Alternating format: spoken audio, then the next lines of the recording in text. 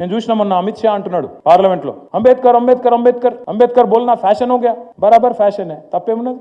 అంబేద్కర్ మంచి చేసిండు కాబట్టి బరాబర్ ఆయన గురించి మాట్లాడుకోవాలి. మీలాగా చెడు చేయలే, మీలాగా దేశాన్ని గబ్బు పట్టియలే, మతం పిచ్చి లేపి పిచ్చోళ్ళని చేసి దేశంలో వేరే ముచ్చట లేకుండా చేసి మతం మాత్రమే ఉన్నది ఇంకేం లేదు దేశంలో అన్నట్టు గబ్బు లేపలే దేశాన్ని. మంచి కోసం ఆలోచించిండు, ఆయన కోసం ఆయన ఆలోచించుకోలే. ఆయన కావాలంటే ప్రపంచంలో ఎక్కడైనా సెటిల్ కావచ్చు, ఆయన కావాలంటే ఆయనకున్న తెలివికి చాలా మంది ఇప్పుడు మనోళ్ళు మన ఇళ్ల పిల్లలు కూడా ఎక్కడో సెటిల్ అయినరు, మళ్ళీ రారు కూడా తిరిగి మళ్ళీ ఆలోచనలు కూడా లేరు. వస్తావురా భయ ఉన్న అడిగితే మా దోస్తులను వాళ్ళని వీళ్ళని ఏముందని ఆడుకొస్తే మళ్ళీ చుట్టాలు గిట్టాలు అంతా సతాయిస్తారు, ఈడనే మంచిగా సుకూన్ ఉన్నది. అట్లా ఆయన కూడా చూసుకోవచ్చు కావాలంటే. ఎందుకు చెప్తున్నా అంటే నేను అర్థం చేసుకుంటానికి ప్రయత్నం చేసిన అమెరికాలో ఉన్నప్పుడు మన దేశంలోనే ఉన్నదా రిజర్వేషన్, ఈ అమెరికాలో మనకి ఇసుంటుంది ఉందా అని చూసిన. మీకు చాలా మందికి తెలియదు, అమెరికాలో అఫర్మేటివ్ యాక్షన్ అని ఒకటి ఉంటుంది. అది కూడా ఇవాళ పెట్టలే, 1950-60లో పెట్టిండ్రు అక్కడి ప్రభుత్వం. ఎందుకు పెట్టిండ్రు? అక్కడ నల్ల జాతీయుల మీద ఏదైతే వివక్ష ఉందో ఆ వివక్ష పోవాలి అంటే వాళ్ళకు కొంత ప్రత్యేకమైన రక్షణ, మన రిజర్వేషన్ లెక్కనే వాళ్ళకు కూడా విద్యలో ఉపాధిలో వాళ్ళకు కూడా రక్షణ ఉండాలని పెట్టిండ్రు. కాబట్టి మరి అమెరికా వాళ్ళు మనకంటే తెలివైన వాళ్ళు అని చెప్పి ఆడిపోతున్నాం కదా మనందరం. ఆడనే పోయి సెటిల్ అవుతున్నాం, ఆడనే బాగుంది, ఆడనే గొప్పోళ్ళు, వాళ్ళే అగ్రరాజ్యం అని మాట్లాడతాం కదా తెల్లారులైతే. మరి ఆడకూడదు,